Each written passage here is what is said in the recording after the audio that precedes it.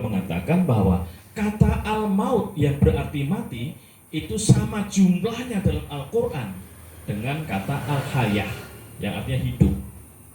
Diseimbang. Kata hidup dan mati, hayah dengan maut itu sama, dan Al-Quran jumlahnya sebanyak 145 kali berulang kata al-hayah dan al-maut. Artinya apa? Kalau kita ingin hidup yang bahagia, maka isyarat Al-Quran agar kita hidup yang seimbang. Seimbang imannya, ilmunya maupun amalnya. Iman kuat, ilmunya nggak tinggi, juga bisa dibully oleh orang lain. Ilmunya tinggi, nggak iman kuat, bisa-bisa kita malah durhaka. Imannya kuat, ilmu tinggi, tapi amalnya nggak bagus, bisa-bisa kita juga jadi orang yang masuk neraka. Nah, ini seimbang. Karena itulah ini nasihat khususnya buat keluarga almarhum. Mana yang keluarganya, yang mana ini? Putra putrinya. Yang tahu yang satu Pak Dika yang satu itu. Karena kawan saya jual burung itu. Biasa jual burung murai, kancer gitu, renjak gitu. Iya, sekarang saya tambah lagi ya yang hutan, nah gitu kan. Iya. Ini yang lainnya saya hanya wajahnya tapi nggak hafal nama-namanya gitu. Ini khususnya buat keluarga besar almarhum dan umumnya pada kita bersama. Inilah perlu kita merenung kembali sebelum kita ini Allah panggil sudah berislam yang bagus. Maka Allah tegaskan, A'udzu billahi minasyaitonir rajim. Bismillahirrahmanirrahim. Ya ayyuhan nabiyina amanu taqullaha haqqa tuqatih wa la tamutunna illa wa antum muslimun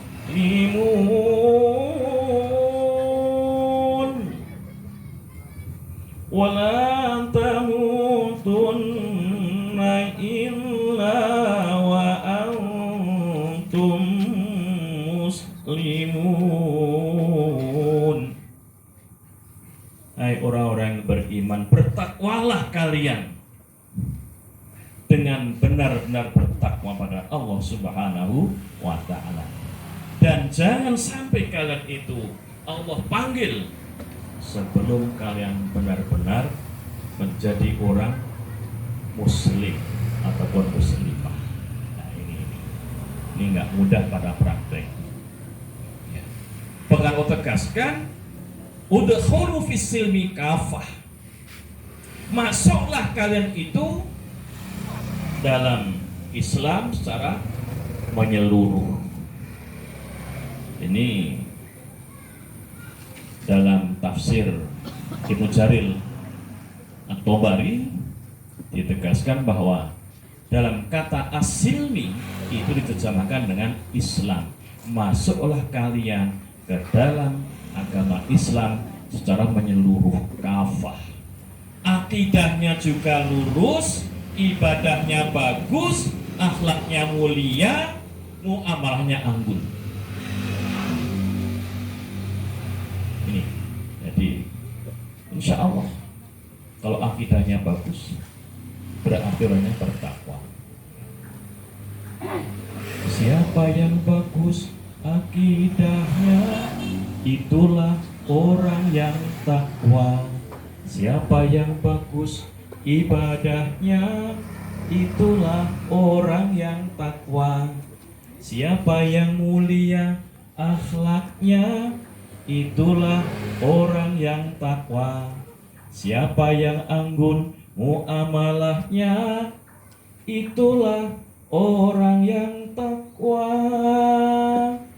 Ayo kita semua berjuang bersama untuk jadi orang yang takwa. Ayo kita semua berjuang bersama untuk jadi orang yang takwa. Insya Allah kalau takwa pasti masuk surga. Tapi kalau akidahnya nggak bagus, ibadahnya nggak bagus, sholat juga malas, dikubur juga, di kuburan akan menangis. Iya, maka tua-tua kita mengingatkan. Asam kandi, asam kalu gua, katiko asam si riang-riang, menangi mai di dalam kubur, takkan badan indah sembahyang. Nih, lagu-lagu Minang begitu itu ya Bu ya. Ya, saya orang Minang nggak ahli, nggak fasih. Ya Cik Duo jadilah gitu ya. Cik Duo jadilah. Orang yang perantauan sukses, maka kalau orang Minang punya mental tetap mengingat di kampung. Ya, iya ini. Perhatikan kampung juga. Di samping tempat perantauan juga mereka berjihad, berjuang, berdakwah, juga membantu kampung, apalagi lagi musibahnya Bu ya. Ini. Onde hujan ame di rantau orang, hujan batu di nagari kita, namun kampung jan dilupakan. Hujan ame di rantau orang, hujan batu di nagari kita, namun kampung jan dilupakan. Takkan aku punya kampung ya kan. Desa pernah ceramah di Danau Diatih Nadi Baruah di Alan Panjang. Itu dari tim Gubernur Sumatera Barat. Karena Buya yang mau ceramah berhalangan, saya diminta untuk mengganti. Nah di Sinan ada tanah mau dijual oleh masyarakat, dibeli dengan dolar. Wah senang itu. Tidak tahunya disurvei oleh para profesor dan doktor di Sumatera Barat rencana untuk tempat ibadah non muslim. Maka tim gubernur turun, saya diminta ceramah sampai malam. Nanti pukul 1 malam kurang lebih Ramadan ketika itu. Jadi ini tetap bantuan dari perantauan, alhamdulillah juga support baik pemikiran maupun materi dan berbagai macam yang bisa mendukung untuk memenuhi kebutuhan di kampung yang ada. Inilah orang yang meninggal dunia. Kalau sudah Islamnya bagus, insya Allah kita dengan tenang. Karena kematian menurut kedokteran adalah ketika jantung sudah tidak berfungsi lagi, otak nggak berfungsi lagi, paru-paru nggak berfungsi lagi, dan kematian yang paling tuntas adalah ketika seluruh sel-sel fisik kita sudah hancur lebur. Nah ini. Dan dalam Islam tegaskan kalau sudah pisah antara ruh dengan jasad, inilah kematian. Tinggal kapan, di mana belum tahu. Tanda-tanda yang kedua menurut saya lagi, tadi kan kau duduk bersandar ya kan. Maksudnya kalau sudah tulang pada kropos gitu loh, nah, nggak bisa nyangga badan, udah. Kalau duduk mesti bersandar. Nah ini tanda-tanda dekat dengan kematian. Walaupun hidup mati Allah yang maha tahu. Belum tentu orang yang tua renta cepat meninggal. Bisa-bisa masih anak Allah panggil. Bisa juga kayak mangga itulah, kelapa itulah. Kelapa yang masih muda jatuh, masih anak kecil meninggal. Kadang-kadang sudah dukan jatuh. Yang sudah kering, kerontang, nggak jatuh-jatuh, masih disang dahannya. Sudah usahanya masih juga. Apalagi rajin sholat, insya Allah tidak akan pikun. Kenapa? Allah memberikan jaminan. Ketika sholat, sujud, ini otak, kepala di bawah, darah mengalir ke otak. Sehingga apa? Syaraf-syaraf otak semakin kuat. Insya Allah mengarah kepada kecerdasan intelektual, kecerdasan spiritual, kecerdasan emosi, bahkan cerdas sosial. Ini orang beribadah kepada Allah Subhanahu wa Ta'ala. Karena itulah maka bagi keluarga yang ditinggal, mohon terus berbuat baik, doakan almarhum termasuk almarhumah, doakan keluarga yang masih ada ini juga semoga sehat selalu sehingga mendapatkan bimbingan dari Allah Subhanahu wa Ta'ala. Terkadang orang ditinggal oleh keluarganya, yang ditinggal inilah terkadang banyak ujian lagi, diolok-olok, dibully, dicaci maki, difitnah, harus sabar. Yang disampaikan tadi, Abashir sobirin, beritakanlah gembira bagi orang yang sabar. Diuji oleh Allah, keluarganya diambil Allah, kemudian ada yang tetangga mencaci maki, sabar. Maka salah seorang tokoh ulama Indonesia yang sangat saya kagumi yaitu Profesor Dr. Buya Hamka menegaskan, kalau ada orang berbuat baik, maka jika dibalas dengan baik itu wajar bahkan wajib. Ini. Orang yang berbuat baik dibalas dengan tidak baik itu yang paling tidak baik. Orang yang berbuat tidak baik dibalas dengan tidak baik itu Prof. Buya Hamka menegaskan bukanlah yang lebih baik. Tapi kalau ada orang berbuat tidak baik pada kita, kita balas dengan baik, itu yang paling baik. Buya Hamka ketika ngajar ini luar biasa.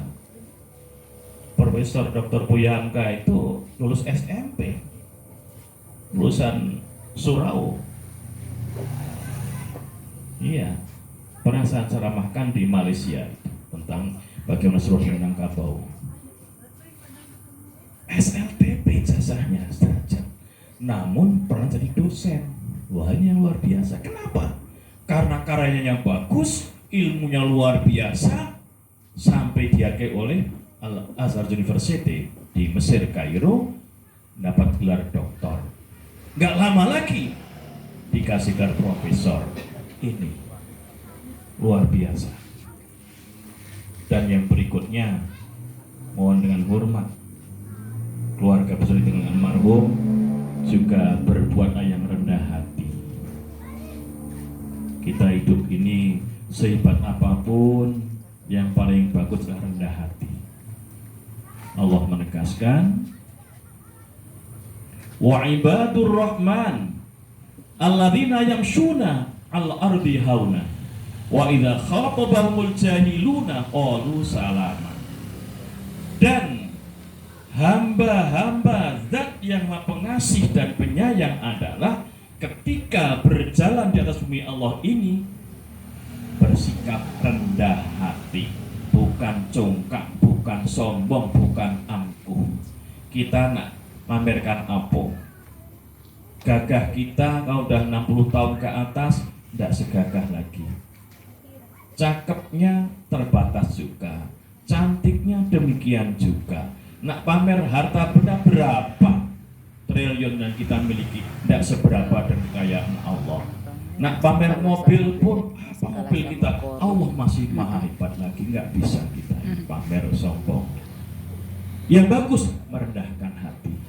Hauna wa idza khatabahumul jahiluna qalu salama.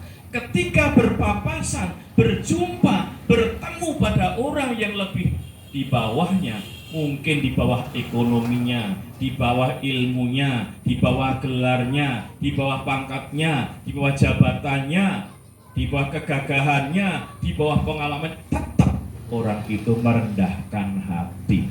Itu yang Rasul contohkan. Dan ini mengarah kepada kebahagiaan. Jadi kalau diperbuat nggak baik, dibalas dengan baik. Dengan orang lain bersikap yang rendah hati. Contohnya siapa? Indonesia punya tokoh, yakni salah seorang yang lahir di Purbalingga, Jawa Tengah, pernah menjadi guru HIS Muhammadiyah, kemudian diangkat jadi kepala sekolah HIS Muhammadiyah, dan berikutnya ikut dalam Pandu Hawi Hizbul Wathan Muhammadiyah, bahkan menjadi TNI, jadi bapak TNI, yaitu Jenderal Sudirman. Beliau orangnya rendah hati, sampai-sampai ketika beliau ini menghadapi kolonial Belanda, tidak pernah beliau ini tertangkap oleh Belanda.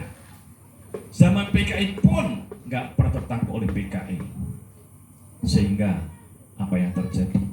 Timbul pertanyaan teman-temannya, Mas Kiai Sudirman, kamu itu punya jimat apa?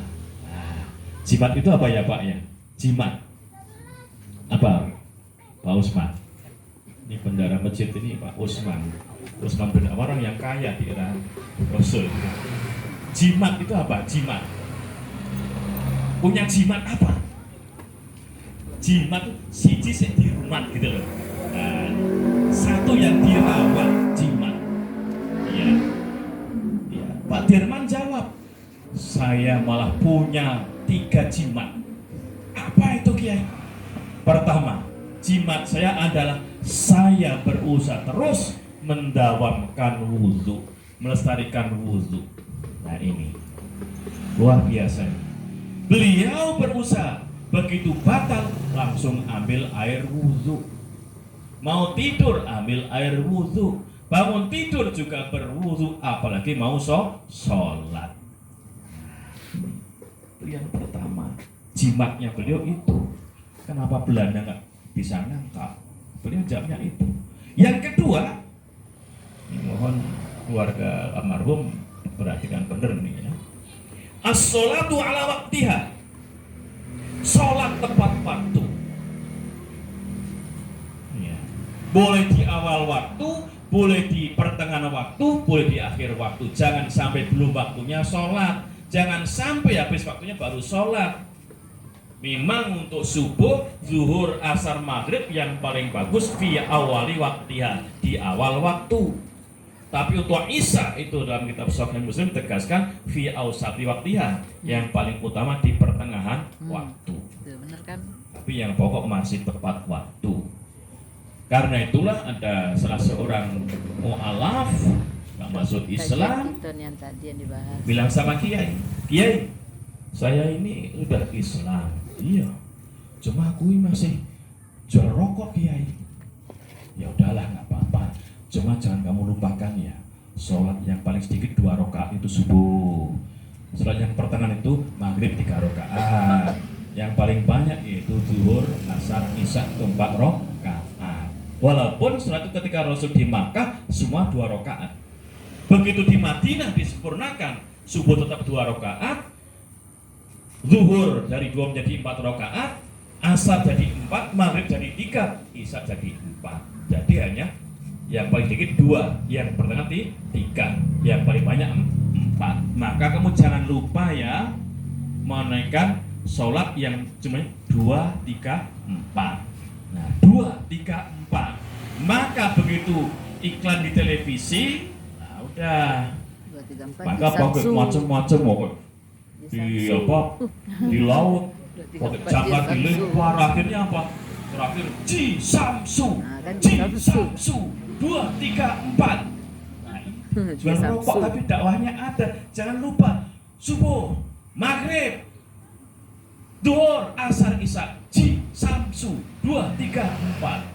Oh, ini ada sejarahnya ternyata itu. Bukan sekedar di TV aja, ternyata sejarah dakwah. Orang mu'alaf masuk Islam, tetap Kiai nyarankan, ya kamu nggak apa-apa lah terbatas jual rokok, jangan lupakan sholat. Nah ini, kamu di dalam para jatuh malah yang suaranya, walau alimu satinggi taga, indak sumbah yang apa gunonyo. Ya, kamu di dalam para jatuh malah yang suaranya, walau alimu satinggi taga, indak sumbah yang apa gunonyo. Walaupun gelarnya tinggi tapi nggak sholat, untuk apa? Ini jadi Karena itulah Jenderal Sudirman sholat, beliau berjaga berperang. Dan yang ketiga beliau adalah jimat ketiga, yaitu yang dinamakan dengan cira. Apa cira itu Pak? Bu? Bu? Cira. Bu? Ya. Bu? Ya. Apa Bu cira Bu? Cira. Lihat di Google. Beliau dulu. cira, cinta rakyat. Oh, iya. Nah Cira. ini Cira. Ketua Mesir mencintai jamaahnya, Ketua RT mencintai warganya, Ketua RW menyayangi warganya. Jadi lurah pun demikian, itu sampai presiden. Inilah sehingga Pak Dirman diberi gelar Panglima Besar Jenderal Sudirman.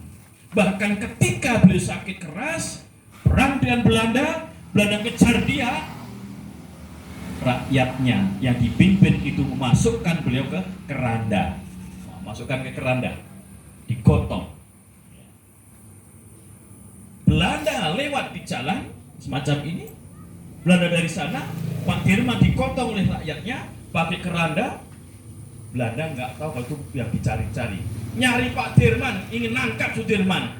Pak Dirman dari dalam keranda malah ngintai Belanda sambil ngatur strategi, ngasih komando pada rakyatnya. Belanda tertib.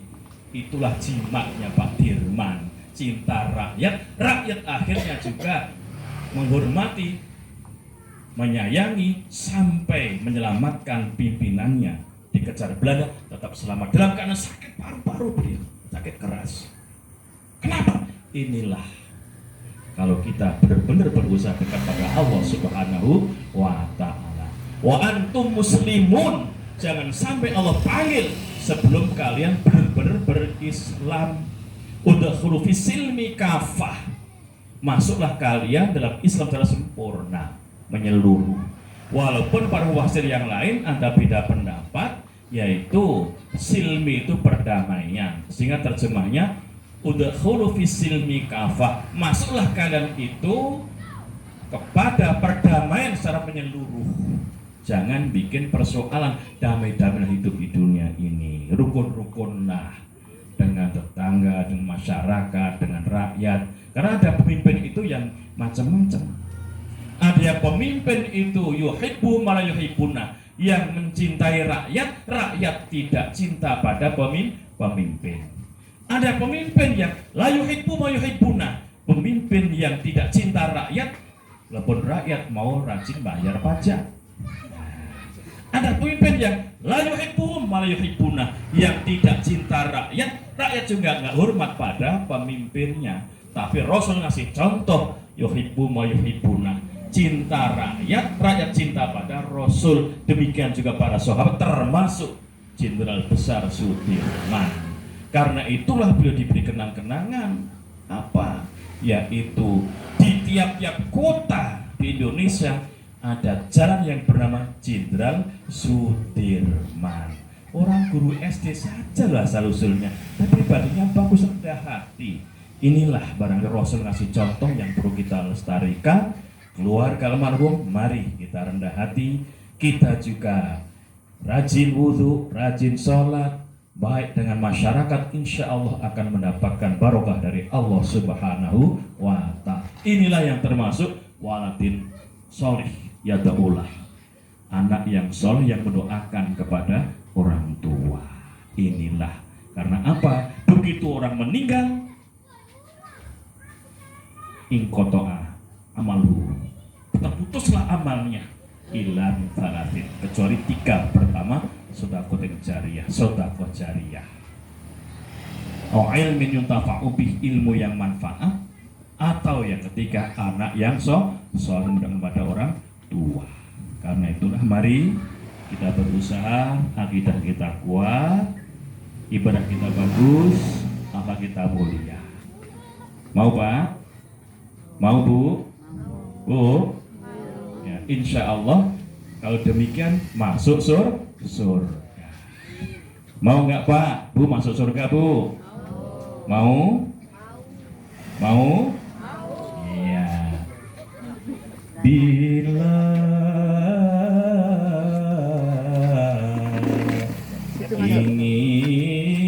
ingin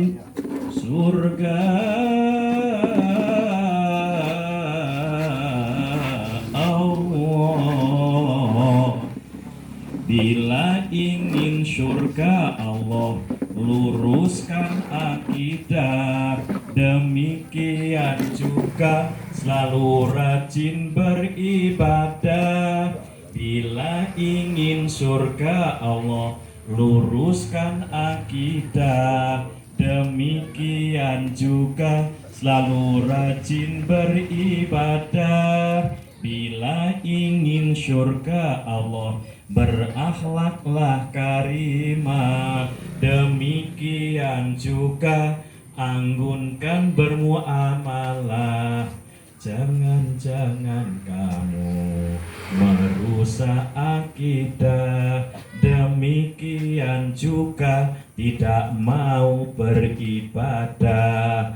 Jangan-jangan kamu berakhlak sayyi'ah. Demikian juga tidak anggun bermuamalah.